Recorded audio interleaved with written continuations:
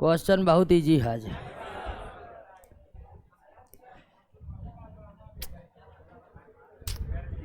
कभी कभी इजी भी बना लिया कीजिए। क्या बात है, रात में इतनी गर्मी रहती है ना, पढ़ नहीं पाते। अब पढ़ेंगे तब ना क्वेश्चन बनाएंगे, इसीलिए इधर उधर से अभी चला रहे काम किसी तरह।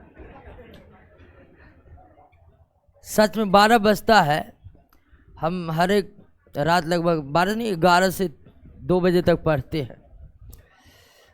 अभी 11 बजे पढ़ने जाती, इतनी गर्मी लगती है, फिर आ जाते हैं बाहर। बैठिए बैठिए तेजी से।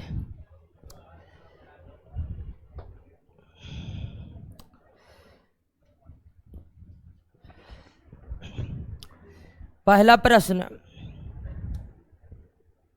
मेढक में त्वचा द्वारा होने वाला श्वसन, मेढक में त्वचा के द्वारा होने वाला श्वसन रुक जाएगा जब उसकी त्वचा सूख जाएगी।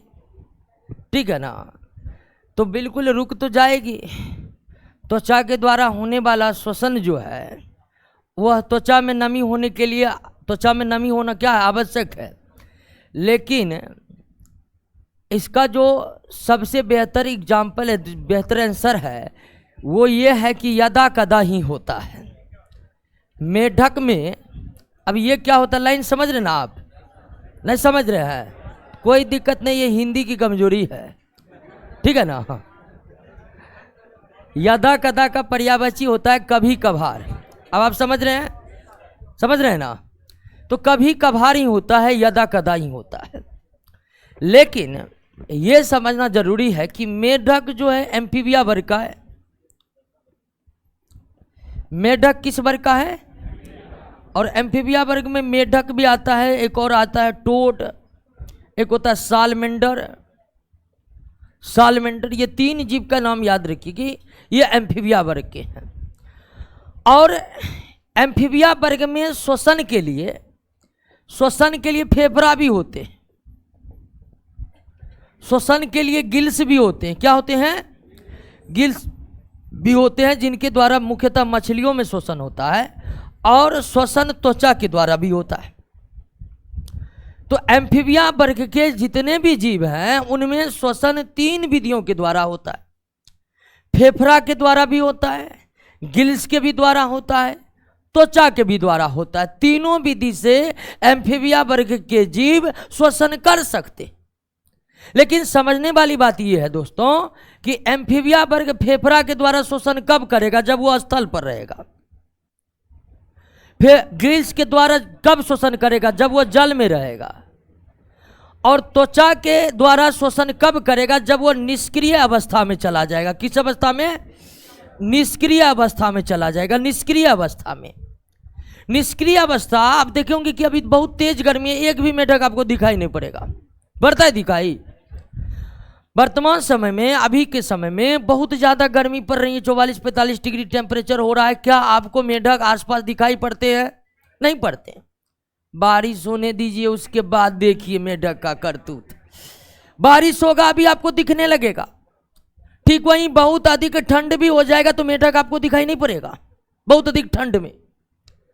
तो जब बहुत अधिक गर्मी होती है, बहुत अधिक ठंडी पड़ती है, तो मेढक निष्क्रिय अवस्था में चले जाते हैं। वे जलाशय के निकट के मिट्टी के भीतर निष्क्रिय अवस्था में चले जाते हैं।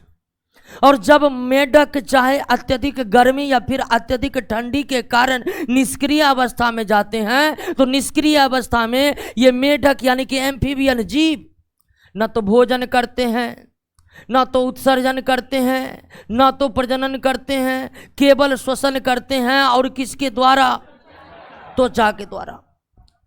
तो एम्फीबिया वर्ग के जीव में फेफड़ा, क्लोम और त्वचा तीनों के माध्यम से श्वसन होता है। एम्फीबिया वर्ग के जीव जब स्थल पर होते हैं तो फेफड़े के द्वारा श्वसन करते हैं, जल में होते हैं तो क्लोम के द्वारा श्वसन करते हैं, और जब वो निष्क्रिय अवस्था में, चाहे वो शीत निष्क्रियता वाली स्थिति हो, चाहे ग्रीष्म निष्क्रियता वाली स्थिति हो, उन स्थितियों में वो किस प्रकार श्वसन करते हैं? त्वचा के द्वारा श्वसन करते हैं। इसलिए इसका आंसर दिए कि त्वचा के द्वारा जो शोषण होता है वो यदा कदा होता है, यानी कब होता है? निष्क्रिय अवस्था में। और ये भी याद रखना है कि निष्क्रिय अवस्था में जब एम्फीबियन जाते हैं तो केवल और केवल उनमें क्या होता है?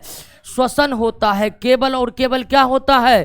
श्वसन होता है। श्वसन के अतिरिक्त निष्क्रिय अवस्था में भोजन भी नहीं करते हैं मेढक, उत्सर्जन भी नहीं करते हैं मेढक, केवल श्वसन करते हैं। और किसके माध्यम से? क्लियर हुआ परस? समझ गए बातों को? अब जानते हैं कि मेढक या कोई भी एम्फीबियन जीव जो अंडे देते हैं और अंडा के बाद की जो अवस्था होती है उसे क्या कहते हैं? और एम्फीबियन वर्ग के जीव या मेढक के लार्वा को क्या कहते हैं? टेडपोल कहते हैं। मेढक के लार्वा को क्या कहते हैं? या एम्फीबियन वर्ग के सभी जीव के लार्वा को क्या कहते हैं? लार्वा अंडों की बाद वाली अवस्था है। मछली की बात करिएगा तो मछली जो होते हैं, मछली अंडे देते हैं, अंडा से डायरेक्ट मछली, कोई लार्वा अवस्था मछलियों में नहीं पाई जाती है। लेकिन मेढक में अंडा के बाद लार्वा अवस्था पाई जाती है और लार्वा अवस्था को क्या कहते हैं? और जब टेडपोल की बात करिएगा तो टेडपोल में केवल और केवल गिल्स के द्वारा शोषण होता है। केवल गिल्स के द्वारा शोषण होता है। इनमें फेफड़ों के द्वारा शोषण नहीं हो सकता है, इनमें त्वचा के द्वारा शोषण नहीं हो सकता है। केवल और केवल किसके द्वारा शोषण हो सकता है? गिल्स के द्वारा शोषण होता है। क्लियर हुआ बात की नहीं? समझे कि नहीं समझे? मेढक के लार्वा को क्या कहते हैं? सभी एम्फीबियन जीव के लार्वा को क्या कहते हैं? और मेढक के जो लार्वा है या एम्फीबियन वर्ग के जीवों के जो लार्वा है उनमें शोषण केवल किसके द्वारा? गिल्स के द्वारा। इनमें शोषण फेफड़ा और क्लोम के द्वारा, फेफड़ा और त्वचा के द्वारा नहीं होता, केवल गिल्स के द्वारा होता है। क्लियर हो गया? बातों को समझ गए? आंसर तो निकल गया था ना पहले। आ जाते हैं दूसरा पर।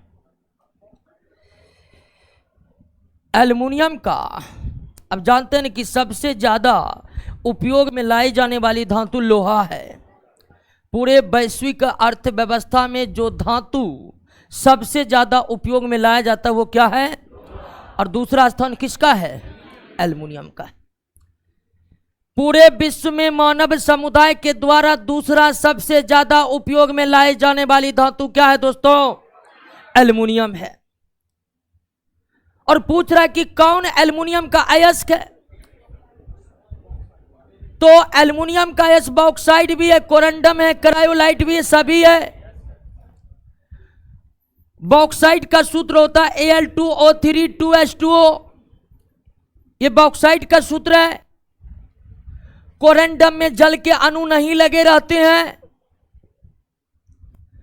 क्रायोलाइट Na3AlF6, यह है क्रायोलाइट। तो यहां पर तीनों अयस्क है एल्युमिनियम के। लेकिन आप जानते हैं कि कोरंडम और क्रायोलाइट की उपस्थिति पृथ्वी के भूपर पट्टी पर है ही नहीं। क्रायोलाइट और कोरंडम जो है एल्युमिनियम के अयस्क हैं, लेकिन पृथ्वी के भूपर पट्टी पर इसकी उपलब्धता, पृथ्वी के भूपर पट्टी पर किसकी उपलब्धता है? बॉक्साइट की उपलब्धता है। इसीलिए विश्व का 99% एल्युमिनियम किससे प्राप्त किया जाता है? बॉक्साइट से प्राप्त किया जाता है, क्योंकि उपलब्ध ही यही है। अब क्रायोलाइट से निकालिएगा, एल्युमिनियम है ही नहीं क्रायोलाइट किसी देश के पास, कोरंडम की उपलब्धता है ही नहीं। तो तीनों अयस्क है, लेकिन बॉक्साइट की प्राप्ति एल्युमिनियम की प्राप्ति किससे होती है? बॉक्साइट से होती है, क्योंकि सभी देशों के पास एल्युमिनियम के कौन से अयस्क मौजूद है? बॉक्साइट के ही अयस्क मौजूद है, बॉक्साइट की अयस्क मौजूद है। तो तीनों अयस्क है, लेकिन एल्युमिनियम निकाला जाता है बॉक्साइट से। क्रायोलाइट कोरंडम की उपलब्धता ही नहीं है। क्लियर? नेक्स्ट, एक लड़की झूले पर बैठी हुई झूल रही है। यदि वह खड़ी हो जाए तो झूलने का दोलन काल क्या होगा? यह क्वेश्चन आया हुआ था, पिछले टेस्ट में आया हुआ है ना। पिछले टेस्ट में क्वेश्चन सेम हो गया तो सेम क्या हो गया, डिस्कशन ही बदल देते हैं क्या। अब ध्यान दीजिए कि सवाल तो सिंपल हार्मोनिक मोशन से, इसमें कोई दो राय नहीं है। किससे है? सिंपल हार्मोनिक मोशन से है, जिसको हिंदी में क्या कहते हैं? सरल आवर्त गति। सरल आवर्त गति, जिसका सबसे बेहतरीन एग्जाम्पल है पेंडुलम। ठीक है, पेंडुलम। पेंडुलम सरल आवर्त गति का मतलब निश्चित पथ पर आगे पीछे ऊपर नीचे। आवर्त गति का मतलब होता है कि आगे पीछे या ऊपर, लगातार आगे पीछे ऊपर नीचे हो रहा, तो इसको आप क्या कहिएगा? आवर्त गति कहिएगा। और सरल आवर्त गति की विशेषता होती है कि त्वरण जो है ना, विस्थापन के क्या होता है? समानुपाती होता है। एक्सीलरेशन जो है डिस्प्लेसमेंट का डायरेक्टली प्रोपोर्शनल होता है सिंपल हार्मोनिक मोशन में। निश्चित पथ पर निश्चित समय अंतराल में जब कोई वस्तु एक ही पथ पर गति को दोहराते रहे तो उसकी गति को आवर्त गति कहते हैं। और ऐसी आवर्त गति जिसमें त्वरण विस्थापन के समानुपाती है तो उसे क्या कहते हैं? सरल आवर्त गति। क्लियर हो गया? अब सरल आवर्त गति में जब कोई कण माध्य स्थिति से अंतिम बिंदु, दूसरी पहली अंतिम बिंदु से दूसरी अंतिम बिंदु, दूसरी अंतिम बिंदु से फिर कहाँ माध्य बिंदु आ जाए तो हम कहते हैं कि एक दोलन या एक कंपन पूरा हो गया। एक दोलन या एक कंपन पूरा हो गया। क्लियर बात समझ गए कि नहीं? सरल आवर्त गति में जब कोई कण माध्य बिंदु से अंतिम बिंदु, एक अंतिम बिंदु से दूसरी अंतिम बिंदु, दूसरी अंतिम बिंदु से पुनः माध्य बिंदु पर आ जाए तो इस तरह से इतनी दूरी तय कर ले तो हम कहेंगे कि एक दोलन या एक कंपन हो गया। और एक दोलन या एक कंपन में लगा समय ही आवर्त काल या दोलन काल कहलाता है। आवर्त काल या दोलन काल कहलाता है। एक कंपन या एक दोलन को पूरा करने में जितना समय लगता है उसे क्या कहते हैं? आवर्त काल कहते हैं। क्लियर है बात? समझ गए? तो यहां पर आपसे प्रश्न में जो पूछा जा रहा है, प्रश्न में क्या पूछा जा रहा है? दोलन काल का। दोलन काल क्या है? एक दोलन करने में लगा समय को क्या कहते हैं? दोलन काल कहते हैं। एक दोलन करने में लगा समय को क्या कहते हैं? दोलन काल कहते हैं। और एक दोलन कब होगा ये समझे कि नहीं समझे? माध्य से अंतिम बिंदु, अंतिम से दूसरे अंतिम बिंदु, दूसरे अंतिम बिंदु से पुनः माध्य। क्लियर हो गया? एक दोलन का मतलब क्या हुआ? झूला भी ऐसे न झूलता है जी, उसमें भी यही नियम लगेगा। और सरल आवर्त गति में आवर्त काल बराबर होता है 2π√L जी। इसको निकालेंगे कैसे? उसके लिए कैलकुलस का आना जरूरी है। ठीक है ना? कौन है जी? बाप रे बाप। दोलन काल बराबर क्या होता है? धीरे धीरे धीरे क्या दरफराइए ना, हो गया तो हो गया, क्या एकदम धीमे धीमे करिए। T बराबर 2π√L जी, ये आवर्त काल है। तो आवर्त काल बराबर 2π√L, यानी कि आवर्त काल डायरेक्टली प्रोपोर्शनल √L का होगा कि नहीं होगा? यानी कि लंबाई बढ़ेगी तो आवर्त काल, लंबाई घटेगी तो आवर्त काल। अब ध्यान दीजिए कि दोस्तों कि सरल आवर्त गति में जो लंबाई मापी जाती है तो लंबाई मापी जाती है कहां से? गुरुत्व के सेंटर ऑफ ग्रेविटी से। सेंटर ऑफ ग्रेविटी से लंबाई मापी जाती है। और जब कोई व्यक्ति झूला झूल रहा है तो व्यक्ति का गुरुत्व केंद्र उसका नाभि होता है, उसका नाभि होता है। तो झूला बैठकर झूला जा रहा था लेकिन क्या हो गया? खड़ा हो गया तो नाभि क्या हो गया? ऊपर उठ गया। गुरुत्व केंद्र कहां चल गया? अब गुरुत्व केंद्र ऊपर चला जाएगा, प्रभावी लंबाई क्या हो जाएगी? लंबाई घट जाएगी तो दोलन काल या आवर्तकाल, दोलन काल या आवर्तकाल घट जाएगा। दोलन काल या आवर्तकाल क्या होगा? घट जाएगा। कहिए दोस्तों, समझे कि नहीं समझे?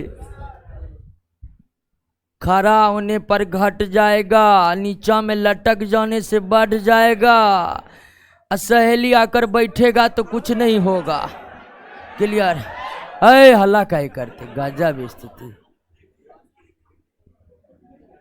हल्ला मत करिए। एक क्वेश्चन पूछता है कि एक लड़की झूला लड़के को झुलाते हैं। दोस्तों, एक लड़का झूला झूल रहा है, मान लीजिए सोनू कुमार झूला झूल रहा है, अब बगल में मोनू कुमार आ जाएगा तो झूले का आवर्तकाल क्या होगा? झूले के आवर्तकाल पर कोई प्रभाव नहीं पड़ेगा, क्योंकि आवर्तकाल वस्तु के द्रव्यमान पर निर्भर करता ही नहीं है, केवल लंबाई पर निर्भर करता है। ये पाई जी तो कांस्टेंट रहने वाला चीज है कि नहीं है? तो झूला झूल रहे व्यक्ति के बगल में एक और व्यक्ति आकर बैठ जाए तो झूला के दोलन काल पर कोई प्रभाव नहीं पड़ेगा, क्योंकि दोलन या आवर्तकाल द्रव्यमान पर निर्भर नहीं करते हैं। दोस्तों, क्लियर हो गया? बात को समझे कि नहीं समझे? नेक्स्ट, नेफ्रॉन मानव के किस अंग का रचनात्मक क्रियात्मक इकाई? किडनी। किडनी का है, किडनी का। अब किडनी का क्यों है, क्या कारण है किडनी का? तो आप जानते हैं कि मानव शरीर में जो किडनी है उसके दो काम है। पहला, रक्त से अतिरिक्त यूरिया को निकालना,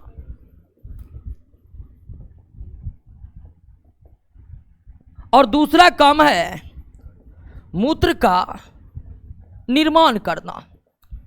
यही ना है किडनी का काम, किडनी का यही काम है। दोस्तों, आप जानते हैं कि हमारे रक्त में यूरिया की मात्रा 18 से 38 मिलीग्राम प्रति 100 ml ब्लड में होनी चाहिए। 100 ml ब्लड में यूरिया की मात्रा कहाँ से कहाँ तक? 18 से 38 मिलीग्राम के बीच होनी चाहिए। लेकिन प्रतिदिन आप प्रोटीन खाते हैं, प्रतिदिन यूरिया की मात्रा रक्त में बढ़ जाती है। तो जो अतिरिक्त यूरिया होते हैं रक्त में उसको किडनी अलग करता है। तो किडनी का पहला काम है रक्त से यूरिया को अलग करना, और दूसरा काम है मूत्र का निर्माण करना, दूसरा काम है मूत्र का, यही दो मुख्य काम है। और किडनी के ये दोनों काम किडनी के किस भाग के द्वारा संपन्न किए जा रहे हैं? नेफ्रॉन के द्वारा। यानी किडनी जो कार्य कर रहा है वो भी किसके द्वारा? नेफ्रॉन के द्वारा। और कार्य करने के कारण इसे क्या कहा जाता है? क्रियात्मक इकाई कहा जाता है, क्रियात्मक इकाई कहा जाता है। और किडनी की रचना भी किसके द्वारा होती है? यानी किडनी का जो निर्माण होता है वो निर्माण करने वाली भी इकाई क्या है? नेफ्रॉन है। इसीलिए इसे क्या कहते हैं? रचनात्मक इकाई। तो नेफ्रॉन किडनी के रचनात्मक और क्रियात्मक इकाई है। और नेफ्रॉन किडनी की रचनात्मक क्रियात्मक इकाई कौन है? तो किडनी का निर्माण भी इसी के द्वारा होता है। यानी कि किडनी के संरचना का 10% अलग कर दीजिए तो बाकी 90% क्या है? नेफ्रॉन ही है। बाकी 90% क्या है? एक किडनी में 10 लाख नेफ्रॉन पाए जाते हैं, 10 लाख। एक किडनी में कुल नेफ्रॉन की संख्या कितनी? 10 लाख होती है। और यही नेफ्रॉन वास्तव में किडनी के द्वारा संपन्न किए जा रहे कार्यों को करता है। क्लियर हो गया? बात समझ गए कि नहीं? कोई दिक्कत नहीं ना? नेक्स्ट, किस धातु को आर्द्र वायु में लंबे समय तक खुला छोड़ देने पर उसके सतह पर एक हरे रंग का परत बैठ जाता है? तो दोस्तों कॉपर है, कॉपर। और उसके बाद किसमें? पीतल। कॉपर और पीतल दोनों को हवा में खुला जाइएगा तो इस पर कॉपर हाइड्रोक्साइड तथा कॉपर कार्बोनेट की एक परत जम जाती है। कॉपर कार्बोनेट की एक परत जम जाती है और इसी कारण इसका रंग क्या हो जाता है? हरा। और हरे रंग को पेटिना कहा जाता है। क्या कहा जाता है? पित्तल या तांबा पर जो हरे रंग की परत बैठती है वह हरे रंग के परत को क्या कहा जाता है? पेटिना कहा जाता है। और वो हरे रंग का परत किसकी होती है? तो कॉपर हाइड्रोक्साइड या तथा कॉपर कार्बोनेट का, कॉपर हाइड्रोक्साइड तथा कॉपर कार्बोनेट का होता है। क्लियर दोस्तों। और आप तो जानते हैं कि लोहा को आर्द्र वायु में छोड़ देंगे, लोहा को आर्द्र वायु में छोड़ देंगे तो लोहा पर लौह ऑक्साइड का परत बन जाता है, लौह ऑक्साइड का, और यह परत का रंग भूरा होता है, इसे जंग कहा जाता है। क्या कहा जाता है? जिस तरह पीतल या कॉपर पर हरे रंग की परत को क्या कहा जाता है? पैटिना। उसी तरह लोहा को आप आर्द्र वायु में खुला छोड़ दीजिएगा तो उस पर भूरे रंग की परत बैठ जाती है, भूरे रंग की। लोहा पर भूरे रंग के परत को क्या कहते हैं? जंग कहते हैं। जंग का रासायनिक फार्मूला Fe2O3 है। XH2O का मतलब ये हुआ कि जितना अधिक से अधिक दिन बाहर में रहेगा जल का, उतना अधिक से अधिक अणु जुड़ते जाएगा उसमें। क्लियर। और एक सिल्वर के बारे में प्रश्न पूछता है दोस्तों, सिल्वर के बारे में। सिल्वर को अगर आप आर्द्र वायु में खुला छोड़ दीजिएगा तो उस पर सिल्वर सल्फाइड का काले रंग की परत जम जाएगी, और सिल्वर पर काले रंग के परत जो बनता है उसे टार्निश कहा जाता है। क्या कहा जाता है? टार्निश कहा जाता है। क्या कहा जाता है? टार्निश। कॉपर पर जो हरे रंग की परत बनती है उसे पैटिना कहा जाता है। लोहे पर जो भूरे रंग की परत बनती है उसे जंग कहा जाता है। सिल्वर पर जो काले रंग की परत बनती है उसे टार्निश कहा जाता है। सिल्वर पर काले रंग की परत सिल्वर सल्फाइड बनने के कारण होता है। लोहे पर भूरे रंग का परत लौह ऑक्साइड बनने के कारण होता है, और कॉपर या पीतल पर हरे रंग की परत कॉपर हाइड्रोक्साइड तथा कॉपर कार्बोनेट का बना होता है। क्लियर हुआ कि नहीं बात? इसके बाद पूरे केमिस्ट्री पर कहीं कोई रंग का परत नहीं बनता है। याद कर लीजिए, हरा परत कॉपर पीतल, भूरा परत लोहा, काला परत। नेक्स्ट,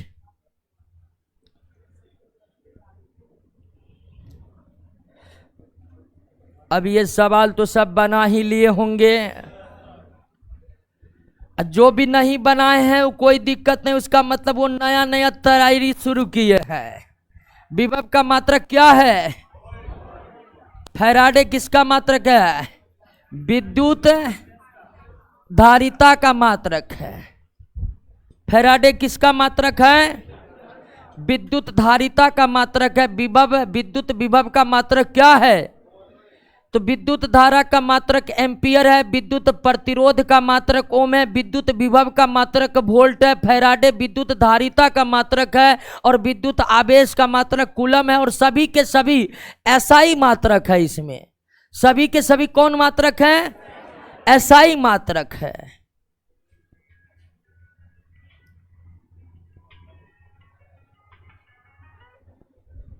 क्लियर हो गया? बातों को समझ गए? आगे बढ़े। एक मिनट, कट गया। निम्न कथनों पर विचार कीजिए। लीवर मानव शरीर की सबसे बड़ी अंतःस्रावी ग्रंथि है। ये गलत है दोस्तों। लीवर जो है बाह्य स्रावी ग्रंथि है। कौन ग्रंथि है? बाह्य स्रावी। थोड़ा सा कॉन्सेप्ट क्लियर कर लेते हैं कि जो ग्रंथि है यानी कि ग्लैंड, ग्रंथि सजीवों का एक ऐसा अंग है जो किसी न किसी पदार्थ का निर्माण करता है। ग्रंथि एक ऐसा पदार्थ है जो किसी न किसी पदार्थ का क्या करता है? निर्माण स्थल होता है। निर्माण स्थल यानी ये वो अंग है जो निर्मित करते हैं किन्हीं न किसी पदार्थों का शरीर के भीतर। और ये ग्रंथि दो प्रकार की होती है, अंतःस्रावी इंडोक्राइन और एक्सोक्राइन यानी कि बाह्यस्रावी। बाह्यस्रावी तो ग्रंथियां दो प्रकार की होती हैं, अंतःस्रावी ग्रंथि और बाह्यस्रावी ग्रंथि। अंतःस्रावी ग्रंथि और बाह्यस्रावी ग्रंथि। अंतःस्रावी ग्रंथि ये हार्मोन का निर्माण करता है। किसका? हार्मोन का। नाम सुने होंगे हार्मोन का, नहीं सुने तो अभी सुन लिए। हार्मोन का निर्माण करता है और इसमें नली नहीं पाई जाती है, नली नहीं पाई जाती है, यानी इस ग्रंथि में कोई नली नहीं होती। जबकि बाह्यस्रावी ग्रंथि मुख्य रूप से किसका निर्माण करता है? एंजाइम का निर्माण करता है और इस ग्रंथि में नली पाई जाती है, इस ग्रंथि में नली पाई जाती है। तो ग्रंथियां दो प्रकार के होते हैं, अंतःस्रावी, बाह्यस्रावी ग्रंथि। अंतःस्रावी ग्रंथि हार्मोन का निर्माण करता है और इस ग्रंथि में कोई नलियां नहीं पाई जाती है। जबकि बाह्यस्रावी ग्रंथि मुख्य रूप से एंजाइम का निर्माण करती है और इस ग्रंथि में नलियां पाई जाती है। तो लीवर जो है आपका exocrine gland, liver exocrine gland है। क्यों? तो लीवर में नली पाई जाती है। पाचन तंत्र आप देखे हैं ना दोस्तों, पाचन तंत्र देखे हैं, तो पाचन तंत्र में ये अमाशय हुआ और अमाशय से डायरेक्ट, अमाशय के निचले भाग छोटी आंत का, ये है हमारा क्या? लीवर। तो लीवर जो है देख रहे हैं एक नली के माध्यम से छोटी आंत के अग्रभाग से जुड़ा हुआ रहता है। ये लीवर है और इसमें क्या है? नली केवल किसमें होती है? तो लीवर अंतःस्रावी ग्रंथि है? नहीं है। लीवर कैसी ग्रंथि है? बाह्यस्रावी। लीवर बाह्यस्रावी ग्रंथि है। पसीने की ग्रंथि श्वेत ग्रंथि बाह्यस्रावी ग्रंथि है। मुंह के अंदर लार ग्रंथि बाह्यस्रावी ग्रंथि है, क्योंकि लार ग्रंथि में, पसीने की श्वेत ग्रंथि में नलियां पाई जाती है और जिस ग्रंथि में नली होगा वो होगा बाह्यस्रावी। क्लियर हो गया? बातों को समझे कि नहीं समझे? आते हैं दोस्तों प्रश्न पर। ग्रंथि के बारे में कॉन्सेप्ट क्लियर हुआ कि नहीं हुआ? तो लीवर सबसे बड़ी ग्रंथि तो है, लेकिन अंतःस्रावी नहीं, बल्कि, तो पहला कथन गलत। यकृत का वजन वयस्क व्यक्ति में 1.5 से 2 kg मत होता है, बिल्कुल सही। यकृत वसा पाचन के महत्वपूर्ण भूमिका निभाता है, सही। 2 और 3 क्या है? लीवर जो है पित्त रस का निर्माण करता है। किसका? अब पित्त रस के द्वारा वसा का पाचन होता है, इसलिए लीवर वसा के पाचन में महत्वपूर्ण भूमिका निभाता है। क्योंकि लीवर अगर पित्त रस का निर्माण नहीं करेगा तो सजीवों के शरीर में वसा का पाचन संभव नहीं है। क्लियर हो गया? एक बात और याद रखना है कि लीवर वसा के पाचन में अपना योगदान देती है, लेकिन लीवर कोई एंजाइम नहीं बनाता है। लीवर पित्त रस को बनाता है जो वसा को पचाने में मदद करता है। क्लियर है? बात समझ गए? कोई दिक्कत? नेक्स्ट, मिल्क ऑफ मैग्नीशिया के रूप में बाजार में लाए जा रहे एंटासिड। एंटासिड, एंटासिड क्या है? क्षारीय पदार्थ जो, क्षारीय पदार्थ जो पेट की अम्लीयता दूर करता है, पेट की अम्लीयता को दूर करता है।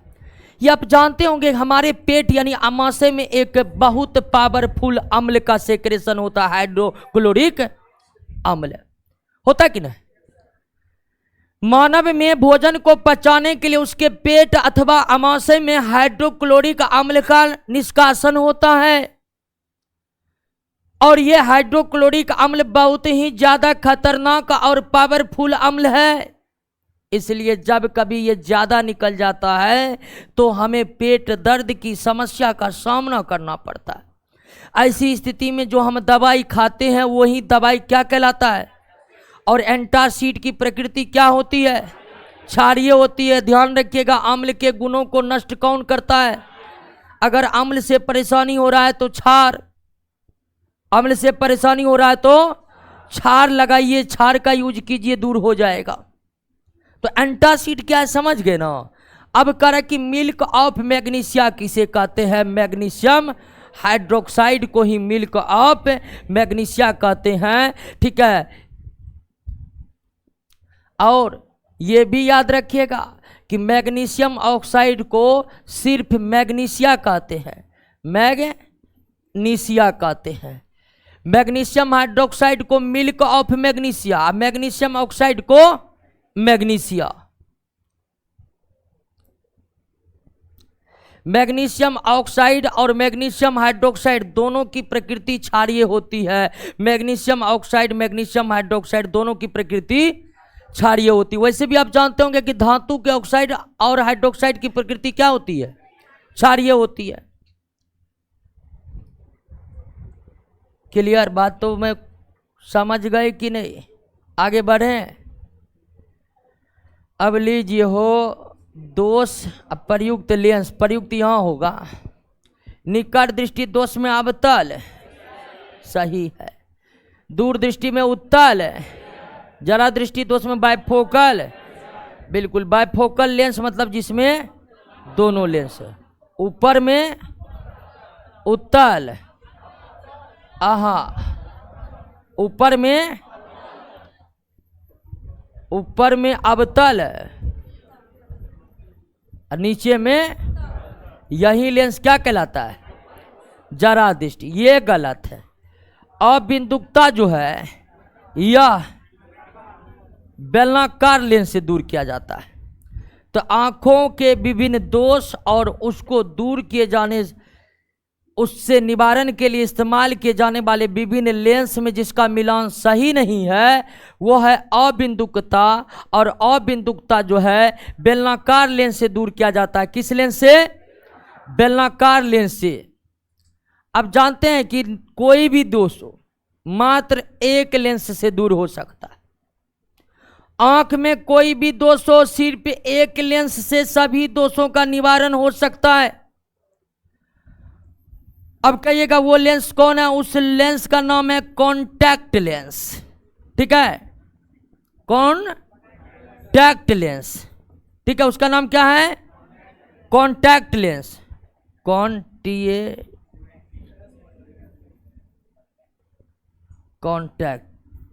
TATCT, contact. सही है ना?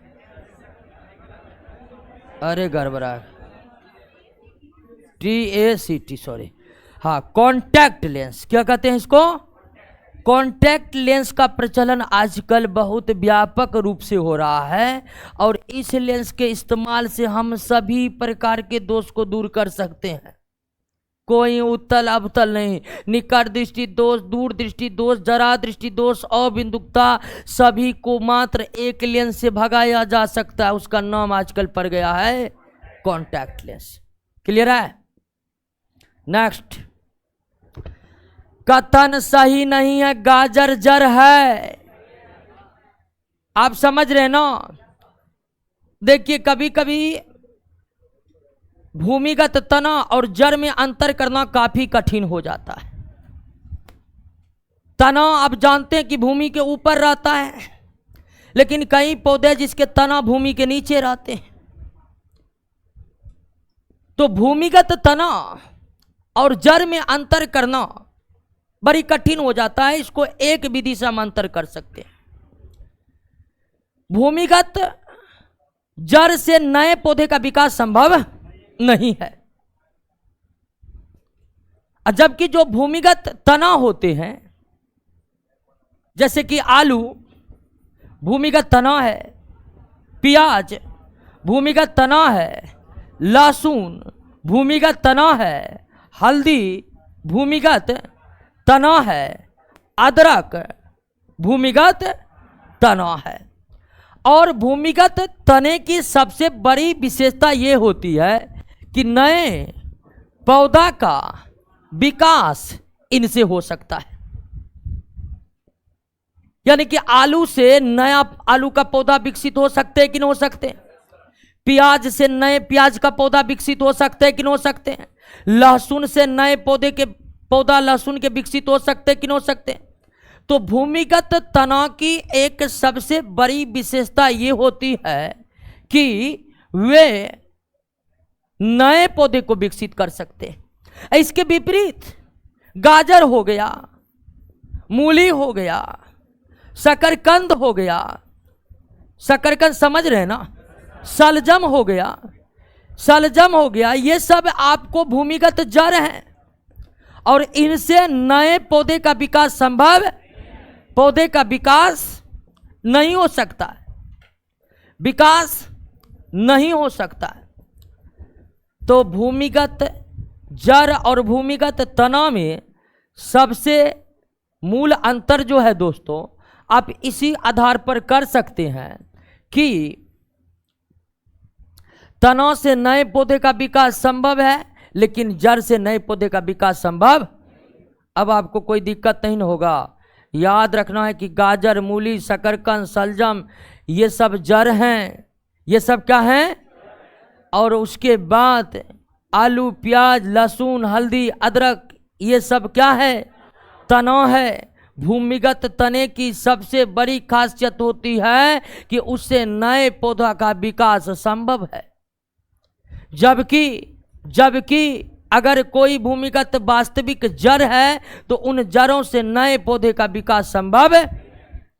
अब बताइए दोस्तों क्या होगा आंसर, क्या? वेरी गुड, मूली रूपांतरित तना है नहीं। मूली अगर तना होता तो मूली से नए मूली का पौधे विकसित हो जाता क्या? ये तो एक्सपेरिमेंट भी आपको होगा। जितने भी जितने भी सब्जी देखे सब किचन में इस्तेमाल आप करते ही होंगे क्या जी? करते हैं कि नहीं करते हैं? अब जो हॉस्टल में खाते हैं उसके लिए हमारे पास संवेदनाएं हैं, लेकिन जो बनाकर खाते हैं उसको सबके बारे में पता होगा, है कि ना है? कोई तो ऐसा नहीं कि आप नहीं पहचानते हैं, ऐसा नहीं ना है। तो आप अगर एक्सपेरिमेंट के आधार पर भी देखिएगा तो आसानी से आपको याद रहेगा। क्लियर? अब बहुत लोग कहेगा कि हम बना के नहीं खाते हैं तो हम क्या कर सकते हैं। जो बना खाता है उसको इतना फायदा तो मिलना चाहिए। 11, कृत्रिम सोना, जिससे सस्ते आभूषण एवं मूर्तियां बनाए जाते हैं। कृत्रिम सोना जो है दोस्तों, रोल्ड गोल्ड को कहा जाता है। किसको? रोल्ड गोल्ड को। और रोल्ड गोल्ड कॉपर और एल्युमिनियम का मिश्रण। क्लियर? और कृत्रिम आभूषण जो है या सस्ते आभूषण आप कह सकते हैं, वे एक और मेटल से तैयार होते हैं, डच मेटल में भी कॉपर होता है और क्या होता है, जस्ता होता है। और इसका परसेंटेज जो है 80 और 20 का होता है। तो कृत्रिम आभूषण डच मेटल से भी बनाए जाते हैं। डच मेटल में भी कॉपर और जिंक होता है। आप कहिएगा ये कॉपर और जिंक है, तो ये तो हो सकता है, लेकिन ये नहीं हो सकता, क्योंकि यहाँ जिक्र क्या किया गया है। अगर सिर्फ यही देता सस्ते आभूषण तब हम ये आंसर दे सकते, लेकिन यहाँ पर किसका जिक्र कर दिया गया? कृत्रिम सोना किसको कहते हैं? रोल्ड गोल्ड को। और किसका वो मिश्र धातु है? कॉपर और एल्युमिनियम का। क्लियर हो गया? अब दोस्तों डच मेटल में भी कॉपर और जिंक रहता है। डच मेटल में भी कॉपर और जिंक रहता है। अब पीतल में भी कॉपर और जिंक रहता है। तो कंफ्यूजन ना हो तो आप यहां पर परसेंटेज स्थिति को देख लीजिए। डच मेटल में कॉपर और जिंक का परसेंटेज 80-20 का होता है, जबकि पीतल में कॉपर जिंक का परसेंटेज 70-30 का होता है, 70-30 का होता है। तो नो कंफ्यूजन दोस्तों।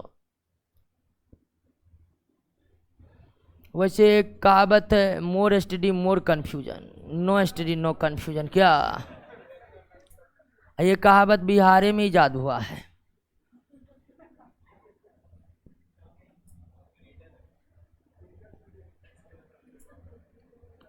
क्या ये कोई दिक्कत?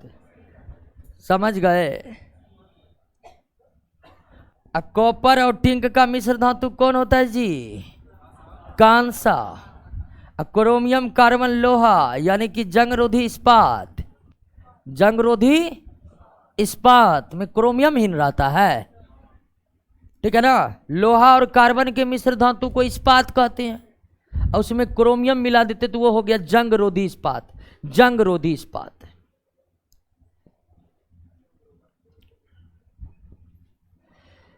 आंसर इसका सी होगा, सी। आगे बढ़ें।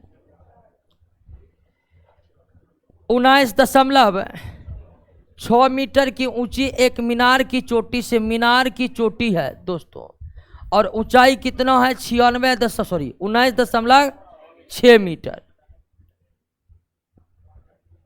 चोटी के एक साथ छोड़ा जाता है। जब किसी वस्तु को ऊपर से नीचे छोड़ते हैं तो प्रारंभिक वेग को क्या माना जाता है? शून्य। अब कोई वस्तु ऊपर से नीचे गिर रही तो मोशन अंडर ग्रेविटी है, और यहां पर आपका जी का मान हो जाएगा प्लस 9.8 मीटर प्रति सेकेंड स्क्वायर। ठीक है ना, जी का मान 9.8, चूंकि वस्तु नीचे गिरे, नीचे गिरने वाली वस्तु के संदर्भ में जी का मान 9.8। अब कह रहे कि पृथ्वी पर पहुंचने से ठीक पहले इसका वेग क्या होगा? अंतिम वेग निकालने के लिए कह रहा है।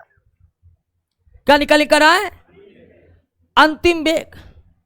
और अंतिम वेग बराबर दो फॉर्मूला, वी स्क्वायर बराबर you square plus 2g H, या एच बराबर U T plus half G T square. ठीक है ना, वी स्क्वायर बराबर यू स्क्वायर बराबर 2g एच, और एच बराबर U T plus half G T square. नहीं, अंतिम वेग निकालने कर रहा है।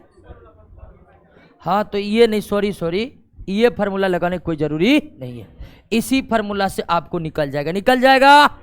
u का मान 0। जब कोई वस्तु ऊपर से नीचे फेंकी गई हो तो ऐसी स्थिति में प्रारंभिक वेग, इनिशियल वेलोसिटी को 0 माना जाता है।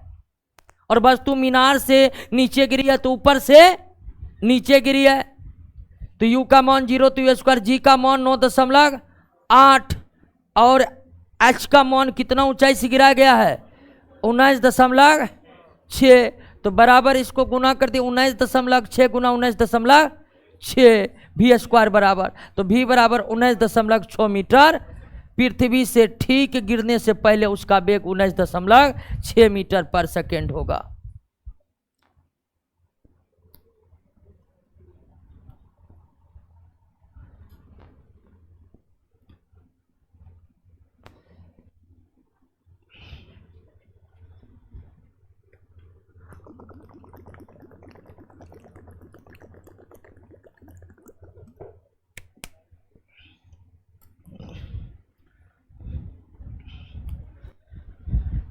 क्लियर? आगे बढ़े। का ये तो भैंस है, सुरती, महसाना, मुर्रा, जफराबादी, ये भैंस की नस्ल है। भैंस की नस्ल भी याद रखिए, कभी कभी पूछ देता है। अब भेड़ का तो एक नस्ल याद ही होगा सबको, मैरिनो, अपने महीन ऊन के लिए विश्व भर में प्रसिद्ध है मैरिनो। अब मुर्गी में दो प्रजाति, एक असील और दूसरा लेगहॉर्न। ये दो प्रजाति तो नाम याद ही रखिए। गाय में जो अपनी देसी प्रजाति है, गिर गाय, साहिवाल गाय, कांकरेज, थारपारकर, ये अपनी देसी नस्ल की गाय है। गिर गुजरात की नस्ल है, साहिवाल पंजाब हरियाणा की नस्ल है, कांकरेज भी मुख्य रूप से गुजरात और पश्चिमी भारत यानी महाराष्ट्र इत्यादि में प्रचलित है। थारपारकर तपती धूप यानी राजस्थान की नस्ल है। थारपारकर 44 डिग्री टेम्परेचर पर घास चरने निकलता है, ये गाय है। ठीक है ना, मरुस्थल में रहने वाली गाय है।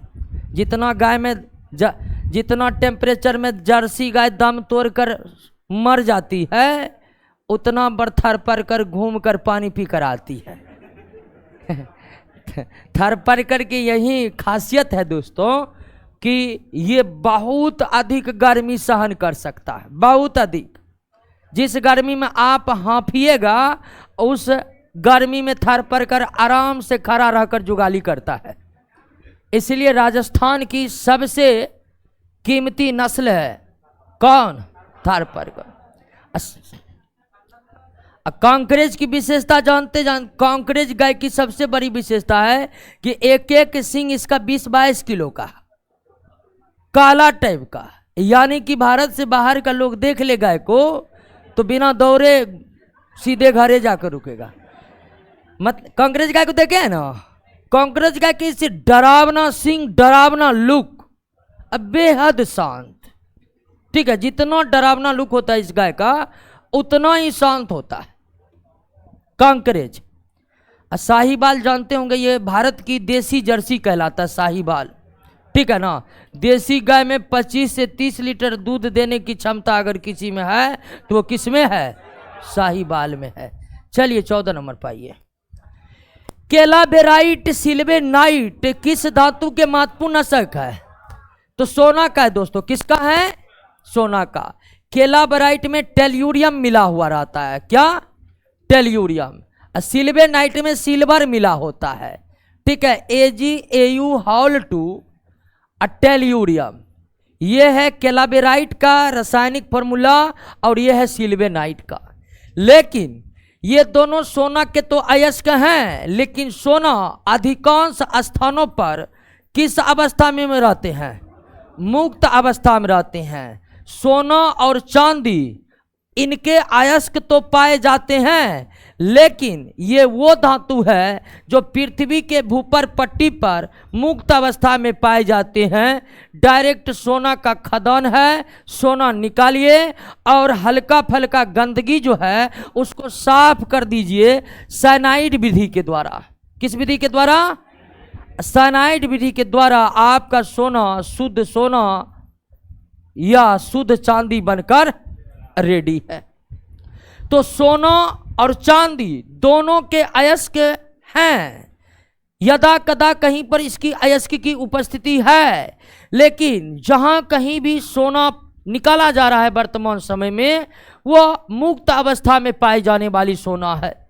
आप फिल्म भी देखे होंगे, KGF फिल्म, उसमें कोई भी इधर उधर है, लोहा के खोन से लोहा निकाल नहीं सकता कोई, क्योंकि लोहा है ही नहीं, हेमाटाइट है। हेमाटाइट से लोहा निकालने के लिए बहुत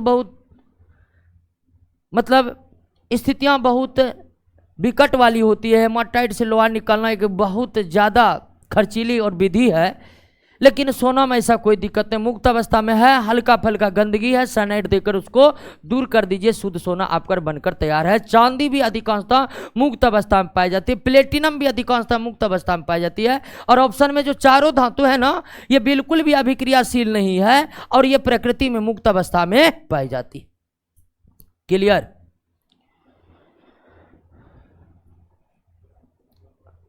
और जानते हैं ना, सोना को धातुओं का राजा कहा जाता है। सोना को धातुओं का। भारत के इतिहास में 40% युद्ध केवल सोनों के लिए लड़े गए। 126 किलोमीटर पर आवर की चाल से कोई पत्थर सीधे ऊपर की ओर फेंका गया है, सीधे ऊपर, नीचा गिर गया था अभी मीनार पर से, अब ऊपर फेंक रहे हैं। सीधे ऊपर की ओर फेंका गया। जब किसी वस्तु को सीधे ऊपर की ओर फेंकते हैं तो प्रारंभिक वेग यहां पर 126 kilometre per hour, 126 kilometre per hour. जब किसी वस्तु को ऊपर फेंकते हैं ना तो उसके लिए जी जो है ना मंदन की तरह काम करता, माइनस, जिसके कारण वेग घटते जाता है और अंतिम वेग। तो प्राप्त की गई महत्तम ऊंचाई को ज्ञात करें, प्राप्त की गई महत्तम ऊंचाई को ज्ञात करें, महत्तम ऊंचाई को ज्ञात करें। तो यहां पर ऑप्शन मीटर में दिया हुआ है, तो इस किलोमीटर पर आवर को भी मीटर पर सेकेंड में बदलना पड़ेगा, है कि ना। और 126 किलोमीटर पर आवर को मीटर पर सेकेंड 5/18 काटेगा जी। अच्छा, 18 7 126, 35 मीटर पर सेकेंड। क्लियर? अब आइए दोस्तों, यहाँ पर जी का मान दिया नहीं है, लेकिन जानते हैं जी का मान यहाँ पर कितना होगा? 10 होगा। लेकिन अगर दिया नहीं हो तो कितना लेना है? 9.8 ही लेना है। लेकिन यहाँ पर 10 लिए क्योंकि यहाँ पर मिस्टेक से छूट गया है। यहाँ पर 10 से लीजिएगा तब आंसर निकलेगा, ठीक है ना। हाँ, तो अब निकाल सके वी स्क्वायर बराबर यू स्क्वायर प्लस माइनस हो जाएगा क्योंकि जी माइनस 2g एच। वी का मान क्या है जी? 0। यू का मान कितना है? 35 माइनस जी का मान 9.8। तो इसको उधर ले आए तो एच बराबर हो जाएगा 35 गुना 35 अब बटे 2 गुना 9 अच्छा 10, हाँ 10 लिए हैं, 10 लिए, सॉरी 10 लिए हैं 10। तो 10 दूनी 20 कितना आ रहा है? 61 पॉइंट। दोस्तों क्वेश्चन के नीचे ब्रैकेट में लिख लीजिए जी बराबर 10 मीटर प्रति सेकंड स्क्वायर। छूट गया है सवाल में 9.8 लीजिएगा तो एक्यूरेट आंसर नहीं निकलेगा।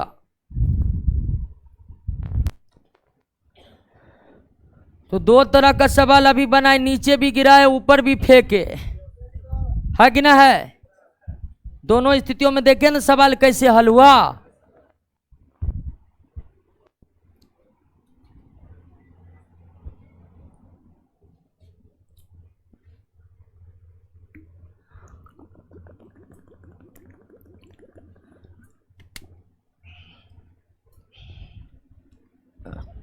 नेक्स्ट, बीटी कपास के उत्पादन से संबंधित सूक्ष्मजीव कौन है? जीवाणु। बीटी कपास, बीटी कपास जो है एक रोग निरोधी किस्म है। क्या है? रोग निरोधी किस्म है। नेक्स्ट, इनमें कौन वैसे श्रेणी का रोग है जिनके उपचार के लिए दिए गए औषधि से केवल रोग के लक्षण ही ठीक हो पाते हैं, मूल रोग नहीं ठीक हो पाते हैं? तो ऐसे रोग होते हैं विषाणु जनित। क्लियर दोस्तों? विषाणु जनित रोग जितने भी हैं वे दवाई के माध्यम से ठीक नहीं होते हैं, वो सिर्फ टीकों के माध्यम से नियंत्रित होते हैं। इसीलिए विषाणु जनित जितनी भी बीमारी होती है, जैसे कि एड्स हो गया, जैसे कि कोरोना हो गया, जैसे कि इन्फ्लुएंजा हो गया, तो चेचक, छोटी माता, इन्फ्लुएंजा, एड्स, कोरोना, ये सब विषाणु जनित बीमारी है। और इन विषाणु जनित बीमारी का कोई दवाई उपलब्ध, इनका इलाज लक्षण आधारित किया जाता है। यानी कि जो लक्षण है उस लक्षण से बचने के लिए अन्य रोगों में जो दवाई दिए जाते हैं वही दवाई किस रोग को दूर करने के लिए।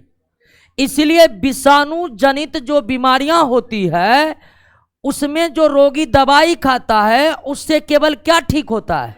लक्षण ठीक होता है, मूल रोग ठीक नहीं हो पाते हैं। मूल रोग तब ठीक हो पाते हैं जब शरीर में एंटीबॉडी का क्या होता है? निर्माण होता है। और एंटीबॉडी का निर्माण होता है किससे?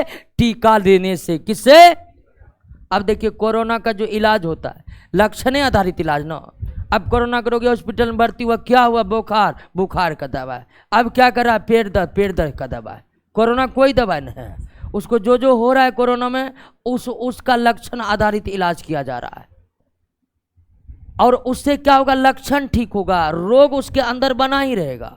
वो तब जाकर दूर होगा जब उस रोग के प्रति शरीर के भीतर एंटीबॉडी का निर्माण होगा।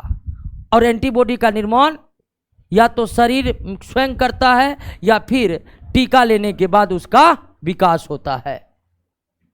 तो ऐसा प्रश्न में जो दिया है वो किस बीमारी के संदर्भ में सही है? विषाणु जनित बीमारी के संदर्भ में सही है। अब विषाणु जनित बीमारी इसमें कौन है?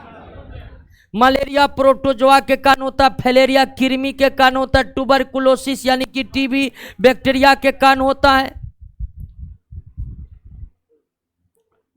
नेक्स्ट, पानी का शुद्धतम रूप है वर्षा का पानी। वर्षा का पानी शुद्धतम रूप है। अब कहीं कहीं इसका आश्रित जल देता है, देता है जी। वो नहीं है, बर से ठीक है। नेक्स्ट, गुरुत्व के क्रिया के अंतर्गत मुक्त रूप से गिर रही वस्तु का भार। अब देखिए, भार जो है तब होता है जब कोई सतह हम पर प्रतिक्रिया दर्शाते हैं। जैसे भार W बराबर क्या होता है, mg। भार W बराबर mg, लेकिन जब भार W बराबर mg तब होगा जैसे कि एक व्यक्ति सतह पर खड़ा है, तो व्यक्ति पर सतह के द्वारा सतह पर बल लगता है, और तब सतह भी न्यूटन के तीसरे गति नियम के अनुसार उस पर क्या लगाता है, बल लगाता है, तब उसके भार का अस्तित्व आता है। लेकिन जब स्वतंत्रता रूप से गिर रही हो तो प्रतिक्रिया बल लगता है, डायरेक्ट गिर, प्रतिक्रिया बल लगता ही नहीं, इसलिए भार क्या हो जाता है, शून्य हो जाता है। जब कोई वस्तु स्वतंत्रता रूप से गिर रही हो तो वहां पर कोई प्रतिक्रिया बल की उपस्थिति, और ऐसी स्थिति में भार क्या हो जाता है, शून्य हो जाता है। गुरुत्व के क्रिया के अंतर्गत मुक्त रूप से गिर रही वस्तु का भार शून्य होगा। कोई भी वस्तु मुक्त रूप से गिर रही है पृथ्वी की ओर, उसका भार क्या होगा, शून्य होगा। कॉपीराइट अधिनियम 1957 किस मंत्रालय के द्वारा प्रशासित होता है, वाणिज्य एवं उद्योग मंत्रालय के द्वारा। कॉपीराइट अधिनियम लेखक को अपने लेखनी के लिए, संगीतकार को अपने संगीत के लिए और गायक को अपने गायकी के लिए अधिकार है कि वह अपने मन मुताबिक उसका इस्तेमाल करे, और इसी को प्रशासित करने के लिए क्या लगा हुआ रहता है, कॉपीराइट अधिनियम। भिन्न भिन्न स्थितियों में कॉपीराइट की अलग अलग सीमाएं होती है। नेक्स्ट, संयुक्त सूक्ष्मदर्शी का आविष्कार कौन किया? दोस्तों सबसे पहले आप यह सूक्ष्मदर्शी का आविष्कार कौन किया? सूक्ष्मदर्शी का आविष्कार जेड जॉनसन तथा एच जॉनसन, न जी, यानी जॉनसन एंड जॉनसन। सूक्ष्मदर्शी का आविष्कार कौन किया? जेड जॉनसन तथा एच जॉनसन। बहुत ही आप कहिएगा कि सूक्ष्मदर्शी का प्रोटोटाइप था यह। उसके बाद खोज हुआ यौगिक सूक्ष्मदर्शी का। किसका? यौगिक सूक्ष्मदर्शी का। इसमें दो लेंस लगे होते हैं, नेत्रिका और अभिदर्शक, आई लेंस, ऑब्जेक्ट लेंस। अंग्रेजी में इसे कहते हैं कंपाउंड माइक्रोस्कोप, ठीक है ना, compound microscope.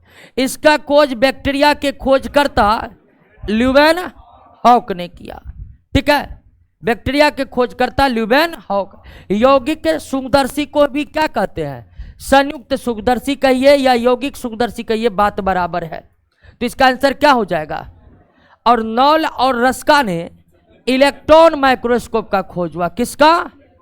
Electron microscope, electron microscope, electron microscope, जिससे बहुत से इलेक्ट्रॉन माइक्रोस्कोप में इलेक्ट्रॉन जैसे सूक्ष्म कण को भी 1000 गुना बड़ा करके देखा जा सकता है, 10,000 गुना करके बड़ा करके देखा जा सकता है। तो आप 3 बात याद रखिएगा, संयुक्त सूक्ष्मदर्शी की खोजकर्ता जेड जॉनसन तथा एच जॉनसन है। यौगिक या संयुक्त सूक्ष्मदर्शी की खोजकर्ता ल्यूवेन हॉक है। यौगिक या संयुक्त सूक्ष्मदर्शी के खोजकर्ता ल्यूवेन हॉक है। और नॉल एवं रस्का ने किसका खोज किया? इलेक्ट्रॉन माइक्रोस्कोप का खोज किया है। नॉल एवं रस्का ने किसका खोज किया है? क्लियर?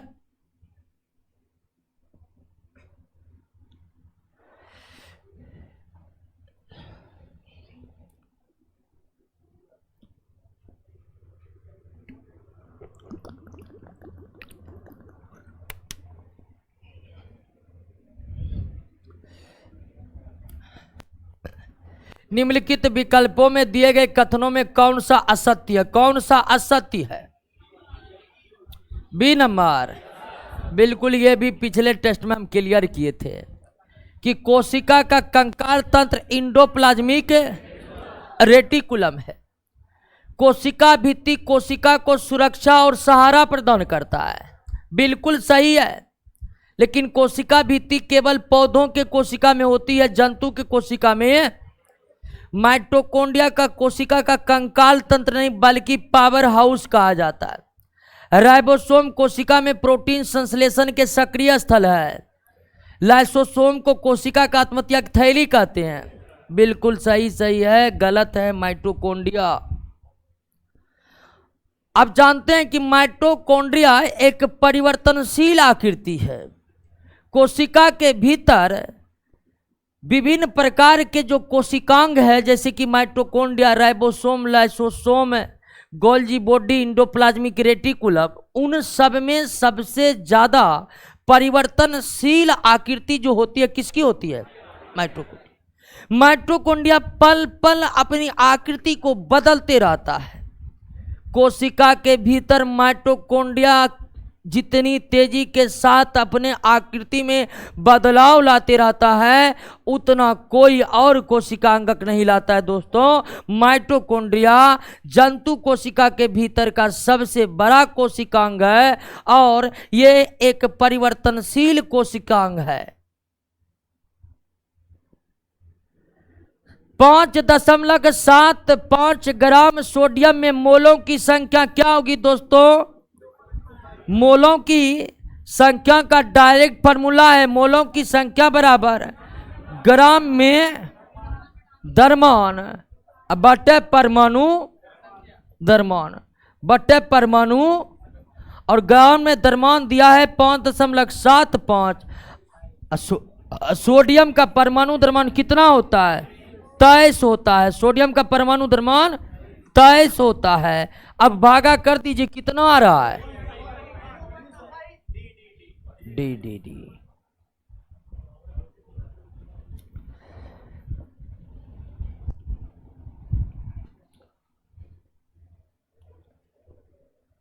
क्लियर? तो मोलों की संख्या के लिए डायरेक्ट फार्मूला बेस्ड सवाल है।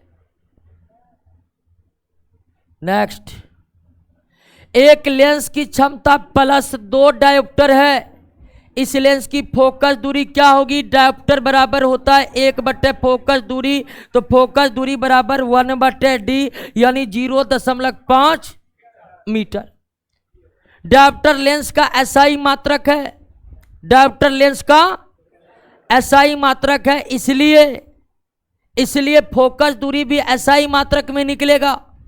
और फोकस दूरी का एसआई मात्रक क्या है?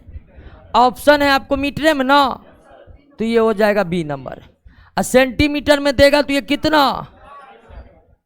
कभी कभी ऑप्शन मीटर में ना देकर किस में दे देता है।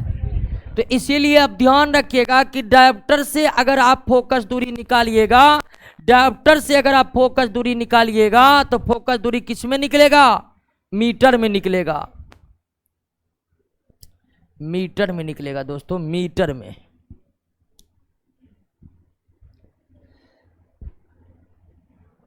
नेक्स्ट, शुक्र ग्रह के वायुमंडल में 96% अधिक कार्बन डाइऑक्साइड गैस, और यही कारण है शुक्र ग्रह सबसे ज्यादा गर्म गैस। और दूसरा स्थान किसका है? नाइट्रोजन का है। दूसरा स्थान नाइट्रोजन का। नेक्स्ट, भारत का जल पुरुष किसे कहते हैं? राजेंद्र सिंह को कहते हैं। अब क्यों कहते हैं पता है कि नहीं पता है? पता तो हमको भी नहीं तो बता देते। आगे बढ़िए, देख लीजिएगा, राजेंद्र सिंह के बारे में पढ़ लीजिएगा। मकई और गन्ने के किण्वन का मतलब फर्मेंटेशन। मकई और गन्ने के किण्वन से कौन सा जैव ईंधन बनाया जाता है? तो दोस्तों, मकई और गन्ने में रहता है स्टार्च। क्या रहता है? स्टार्च। स्टार्च अंततः बदला जाता है उसको ग्लूकोज में, ठीक है ना? किस में बदला जाता है? अब ग्लूकोज का किया जाता है क्या? फर्मेंटेशन। और ये फर्मेंटेशन मुख्यतः किसके माध्यम से होता है? ईस्ट के माध्यम से। किसके माध्यम से? ईस्ट के माध्यम से। यानी कि फर्मेंटेशन बिना एंजाइमों की उपस्थिति से संभव। फर्मेंटेशन के लिए आवश्यक है एंजाइम, जो प्रदान करता है कौन? ईस्ट। जब इसका फर्मेंटेशन होता है तो बनता है ethyl alcohol, ethyl alcohol carbon dioxide, ethyl alcohol carbon dioxide. तो मकई और गन्ने के स्टार्च को ग्लूकोज में कन्वर्ट कर कर ईस्ट या अन्य किसी सूक्ष्मजीवों के एंजाइम के मदद से फर्मेंटेशन के उपरांत बनाए जाते हैं इथाइल अल्कोहल। और इथाइल अल्कोहल का आईयूपीएक नेम क्या है? इथेनॉल। इथेनॉल, तो इथेनॉल मिलाया जाता है। क्या? Okay okay okay, C6H12O6 O6। Okay, clear हो गया? किण्वन क्या बिना एंजाइमों के मदद से संभव है? नहीं। ये भी क्वेश्चन पूछा गया है, किण्वन के दौरान कौन गैस निकलता है? कौन गैस? किण्वन जब भी होगा कार्बन डाइऑक्साइड गैस निष्कासित होगा। नेक्स्ट, किण्वन का खोज लुई पास्चर। किण्वन का खोज किसने किया? लुई पास्चर वही है जो रेबीज का टीका खोजा था। जीन का रासायनिक संरचना क्या है? डीएनए। जीन डीएनए का भाग है, ठीक है ना? जीन जो है यह है दोस्तों आनुवंशिक इकाई। माता पिता के गुणों को ढोकर उनके संतानों में स्थानांतरित करने वाला इकाई कौन है? और यह जीन जो है किसका भाग है? डीएनए का भाग है। जीन किसका भाग है? डीएनए का भाग है। और ये डीएनए कहाँ पाए जाते हैं? गुणसूत्र पर। गुणसूत्र बने होते हैं मुख्य रूप से डीएनए और हिस्टोन प्रोटीन के, डीएनए और हिस्टोन प्रोटीन के। गुणसूत्र पाया जाता है कोशिका के केंद्रक में, कोशिका के केंद्रक में, सेल के न्यूक्लियस में। तो प्रत्येक सजीवों के कोशिकाओं के केंद्रक में गुणसूत्र पाए जाते हैं जो डीएनए और हिस्टोन प्रोटीन के द्वारा बने होते हैं।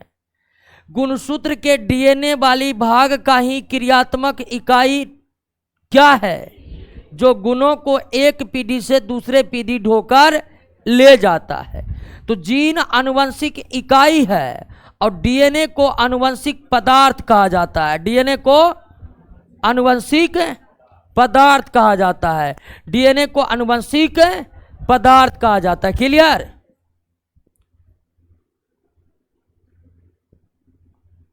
क्लियर हो गया जी? नेक्स्ट, O2 गैस के इतना मोल का ग्राम में द्रव्यमान कितना होगा? O2 दिया हुआ है। अभी तुरंत दोस्तों मोल की संख्या बराबर एक फार्मूला पढ़े थे कि क्या? ग्राम में द्रव्यमान बटे आणविक द्रव्यमान। चूंकि O2 है तो यहां पर आणविक द्रव्यमान होगा। अगर कोई तत्व है तो वहां पर परमाणु द्रव्यमान। तो मोलों की संख्या दिया हुआ है। ग्राम में द्रव्यमान मान लीजिए कितना है?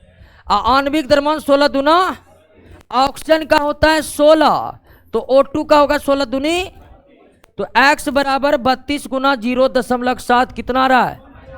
22.4 ग्राम। तो वही फार्मूला पर बनकर रेडी है दोस्तों। क्लियर? अभी सब सवाल में मिस नहीं करना है। बहुत मैसेज आ रहा था कि बिहार पुलिस का एग्ज़ाम देना है। शुरू मैसेज आया कि मास्टर का एग्ज़ाम देना है, उसी अनुरूप से क्वेश्चन सेट करिए। फिर अब मैसेज आने लगा कि सर बिहार पुलिस का एग्ज़ाम है, उसी अनुरूप क्वेश्चन दीजिए। अब बताइए, मोल का सवाल पूछेगा तो बिहार पुलिस में मोल का अलग डिफिनेशन है क्या?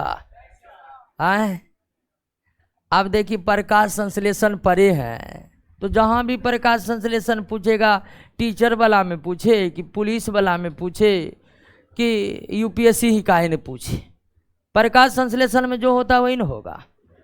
कि है कि बिहार पुलिस वाला प्रकाश संश्लेषण में पौधा कार्बन डाइऑक्साइड नहीं लेगा, ऑक्सीजन लेने लगेगा, ऐसा नहीं ना है। तो इसीलिए हम कहते हैं कि हम आपका एनसीईआरटी का क्वेश्चन हूबहू उसी अनुरूप सेट करते, ताकि आपका कॉन्सेप्ट बिल्डअप हो। आप किसी भी एग्जाम में बैठे, अब जानिए कि आपको O2 की जगह N2 दे देगा तो इसका उत्तर बना सकिएगा कि नहीं? तो प्रश्न जो आता है आपको डेली टेस्ट में, उसको आप समझने का प्रयास कीजिए और धीरे धीरे समझते जाइएगा। कोई भी एग्जाम में जीएस में दिक्कत हो जाए ऐसा संभव ही नहीं है। आइए दोस्तों, यदि 2 ओम प्रतिरोध वाले प्रतिरोधक तार से 5 एम्पियर की धारा 30 मिनट तक प्रवाहित होती है तो विद्युत ऊर्जा का कितना खपत होगा? अब देखिए, विद्युत ऊर्जा का खपत हमको जूल यानी एसआई मात्रक में देना है। तो यहां पर प्रतिरोध बराबर 2, विद्युत धारा 5 एम्पियर और समय बराबर 30 मिनट। लेकिन आप जानते हैं समय का एसआई मात्रक सेकेंड है, मिनट नहीं। तो आप इसको बदल लीजिए, किसमें?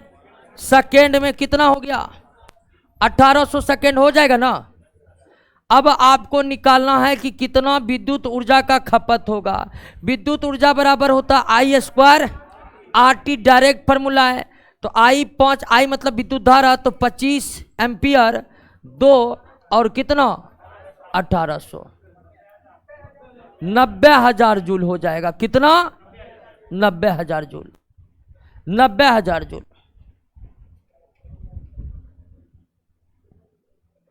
90,000 जूल दोस्तों। तो फार्मूला निकालिए, याद रखिएगा कि विद्युत ऊर्जा या विद्युत कार्य बराबर I स्क्वायर RT, विद्युत धारा का वर्ग गुना प्रतिरोध गुना समय। नेक्स्ट, रक्त का तरल भाग प्लाज्मा का आयतन के हिसाब से पूरे रक्त का कितना? बिल्कुल 55%। तो ब्लड है दोस्तों, तो ब्लड को 2 भागों में बांटा जाता है, ब्लड प्लाज्मा और दूसरा है ब्लड कॉर्पोसेल्स। ब्लड प्लाज्मा और ब्लड कॉर्पो, ये 55% और ये 45%। और ब्लड प्लाज्मा में सबसे ज्यादा होता है क्या? जल, 90%। जल के बाद सबसे ज्यादा क्या होता है? प्रोटीन। कितना परसेंट? 7%। 7%। ब्लड प्लाज्मा का 90% हिस्सा बना रहता है जल से, 90% हिस्सा बना रहता है जल से। जल के बाद ब्लड में सर्वाधिक मात्रा होती है किसकी? प्रोटीन की, 7%। प्रोटीन की 7%। क्लियर? कौन सी धातु अम्लराज के अलावे किसी अन्य अम्ल में नहीं घुलती है? AU, PT, AG, ये तीनों है। अम्लराज 3 भाग HCl और 1 भाग HNO3, इसी के मिश्रण को क्या कहते हैं? अम्लराज कहते हैं। और इसी अम्लराज में सोना, प्लेटिनम, चांदी जैसे धातु घुल जाते हैं, लेकिन इसमें हीरा नहीं घुलता है। हीरा डायमंड किसी भी रासायनिक घोल में नहीं घुलता है। नेक्स्ट, तरंगदैर्घ्य का एसआई मात्रक क्या है? सभी एसआई मात्रक क्या है? मीटर। तरंगदैर्घ्य एक कंपन या एक दोलन, समझ गए ना? समझ गए थे नहीं? सब पहले जो बताए थे। हैं? एक कंपन या एक दोलन में तरंग द्वारा तय की गई दूरी को क्या कहते हैं? तरंगदैर्घ्य। तरंगदैर्घ्य को अंग्रेजी में कहते हैं वेव लेंथ, यानी वेव यानी कि तरंग के द्वारा तय की गई दूरी को ही क्या कहते हैं? तरंगदैर्घ्य कहते हैं। तो तरंगदैर्घ्य वास्तव में दूरी है, इसीलिए इसका एसआई मात्रक क्या होता है? मीटर। लेकिन इसको नैनोमीटर या इसको एंगस्ट्रॉम में मापा जाता है। नैनोमीटर और एंगस्ट्रॉम में तरंगदैर्घ्य को मापा जाता है, लेकिन एसआई मात्रक क्या होता है? मीटर होता है। लेकिन SI मात्रक तो यहाँ पूछ नहीं रहा है, और इनमें से सभी ऑप्शन में है, इसलिए आंसर क्या होगा? डी होगा। क्लियर है बात? समझे कि नहीं समझे? सब मारकर बैठल थे एंगस्ट्रॉम।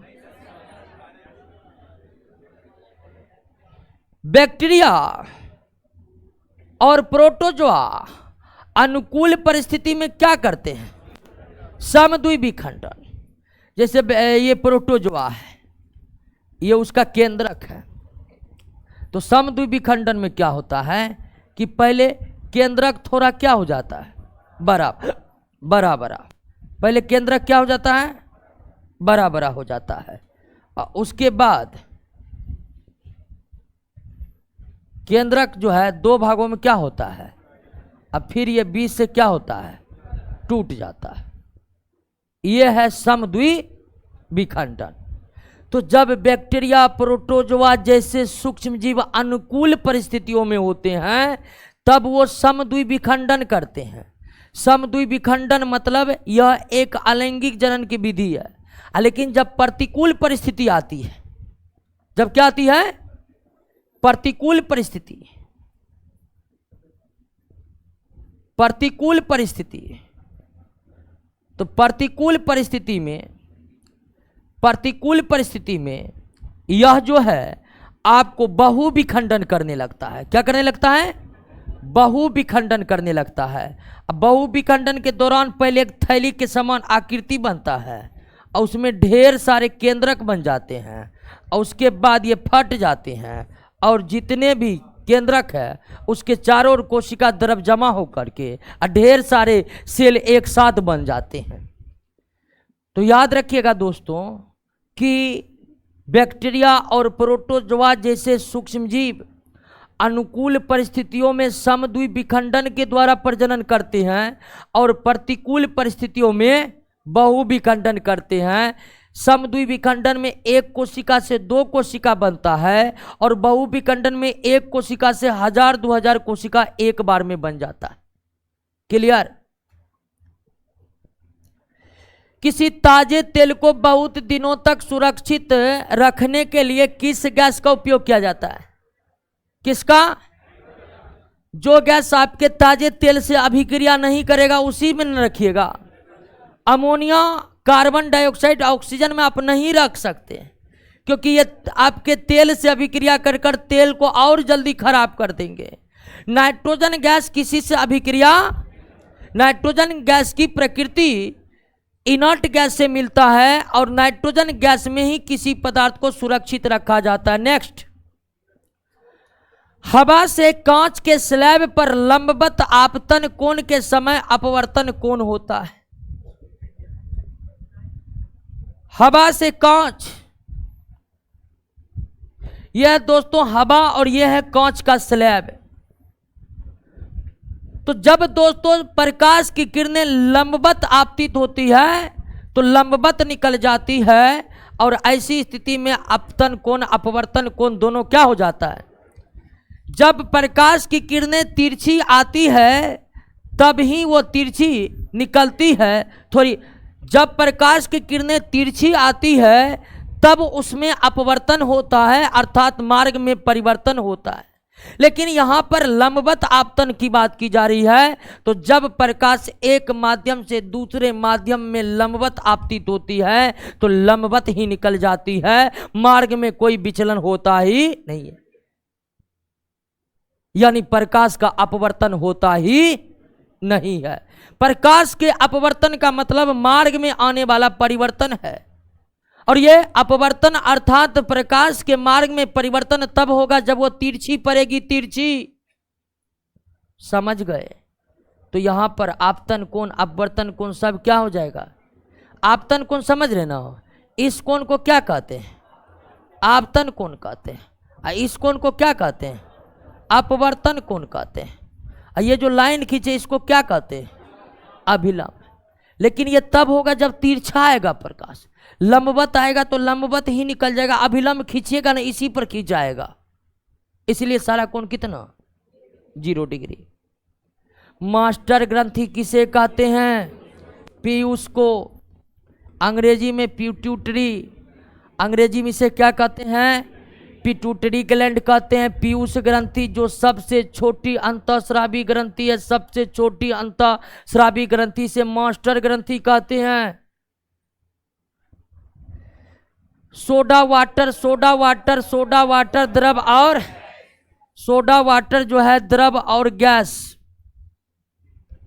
द्रव और गैस के रूप में इसमें कौन गैस रहता है? Carbon dioxide gas. इसीलिए कभी कभी सोडा वाटर को कार्बोनेटेड ड्रिंक भी कहा जाता है। क्या कहा जाता है? Carbonated drink. क्लियर? एक गतिशील पिंड का वेग आधा करने पर उसका संवेग क्या हो जाएगा? संवेग p बराबर क्या? mv। तो mv को आधा करेंगे तो इधर p भी क्या आ जाएगा? आधा हो जाएगा। संवेग v का डायरेक्टली प्रोपोर्शनल m का डायरेक्टली प्रोपोर्शनल है।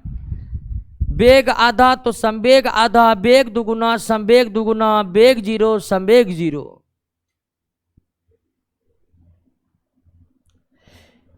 कौन सा वृक्ष जैविक कीटनाशक का काम करता है?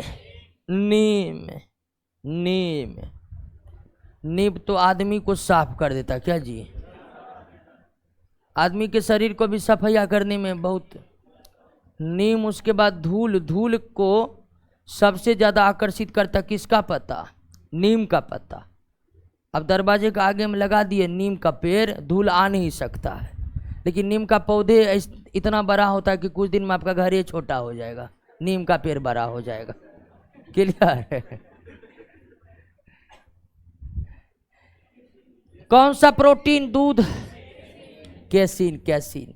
मायोसिन प्रोटीन कहाँ पाई जाती है? एल्यूटेनिन प्रोटीन एंटीबॉडी। एंटीबॉडी। हीमोग्लोबिन तो बताने की जरूरत है। एंटीबॉडी प्रोटीन ही एल्यूटिनिन कहलाता है। एंटीबॉडी प्रोटीन ही एल्यूटिनिन कहलाता है। नेक्स्ट, कठोर स्टील। स्टील यानी कि इस्पात में इस्पात लोहा और कार्बन का मिश्र धातु है, जिसमें कार्बन की मात्रा 0.1 से 1.5। तो मृदु स्टील में कार्बन की मात्रा 0.1 से 0.4 और कठोर स्टील में 0.5 से 1.5%।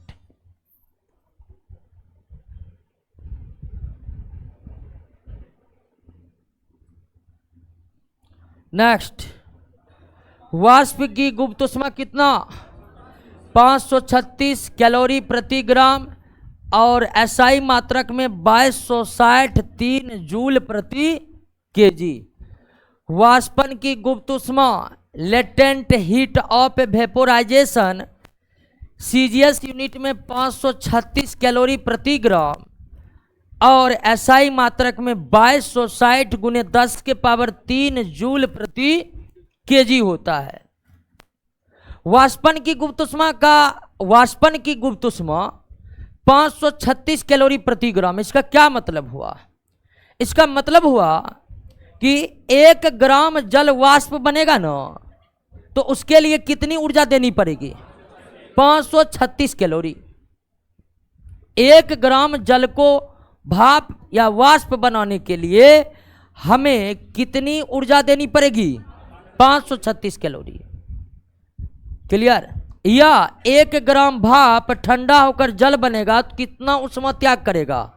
536 कैलोरी। नेक्स्ट, टिबिया हड्डी कहाँ पाई जाती है? टांग में। फीमर, टिबिया, फेबुला, पटेला, टार्सल, मेटाटार्सल सब किस में पाया जाता है? टांग में। हंसाने वाली गैस नाइट्रस ऑक्साइड। उसके बाद बिजली चमकने पर वायुमंडल में बनने वाली गैस कौन है? NO यानी नाइट्रिक ऑक्साइड। N2O को नाइट्रस पढ़ते हैं, इसको नाइट्रिक पढ़ते हैं।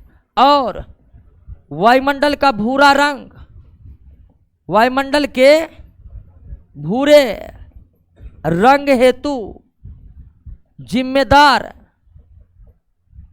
गैस नाइट्रोजन डाइऑक्साइड है। जब वायुमंडल का रंग भूरा हो जाए तो समझ जाइए वायुमंडल के गैस में नाइट्रोजन डाइऑक्साइड मिला हुआ है।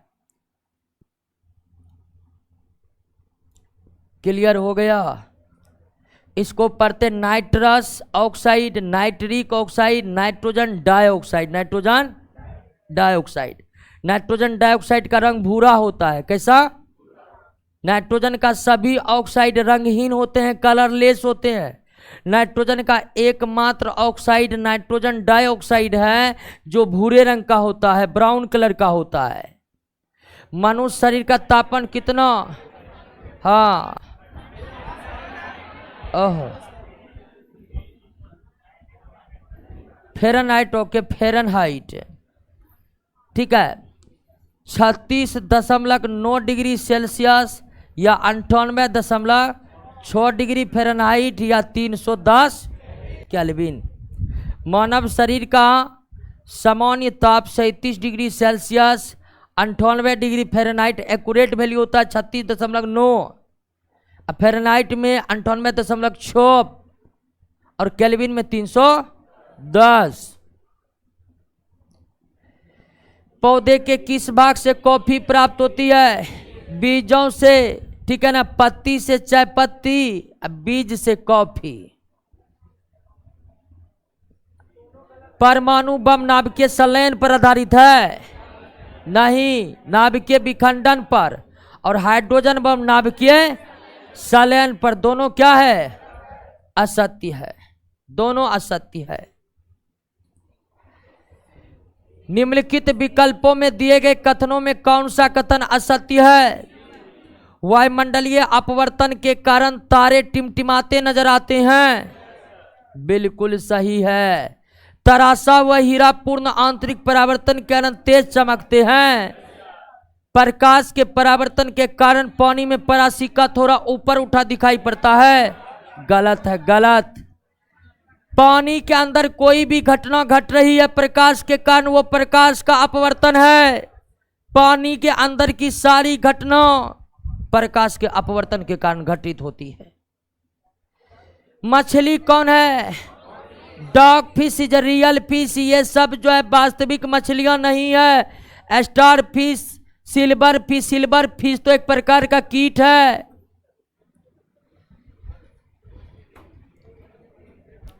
अब जाकर के क्वेश्चन को डायरेक्ट रैक पर फेंक कर सोने जाइएगा। एक बार तुरंत जाकर रिवीजन कर लीजिएगा, क्या कि जो क्वेश्चन आज ना बनेगा टेस्ट में, जो क्वेश्चन आज आपसे ना बनेगा, आगे से वो क्वेश्चन सबसे पहले बननी चाहिए।